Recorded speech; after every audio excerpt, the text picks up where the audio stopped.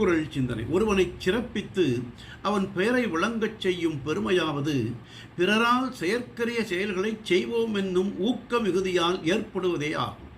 உள்ளத்தனையது உயர்வல்லவா?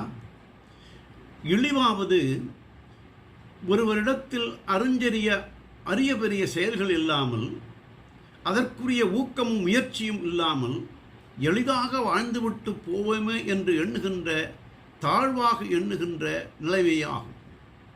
அப்படியின்றி அரிய பெரிய உதவிகளை உதவுகின்ற மனப்பான்மையோடு புகழ் நிலை பெற்ற புண்ணியர் இருப்பார்கள். அவ்வாறின்றி வந்ததை தின்போம் விதி வந்தால் சாவோம் என்று மிகவும் இழிவோடு முயற்சி இல்லாமல் இருப்பவர்கள் ஒரு நலனையும் அடையாமல் பழியோடு ஒழிந்து போவார்கள் என்று பெருமை அதிகாரத்தில் தெய்வப்புலவர் ஒளி ஒருவர்க்கு உள்ள வெறுக்கை, இழி ஒருவர்க்கு அகுதிறந்து வாழ்தும் எனல் என்றார். நாளையும் சிந்தி.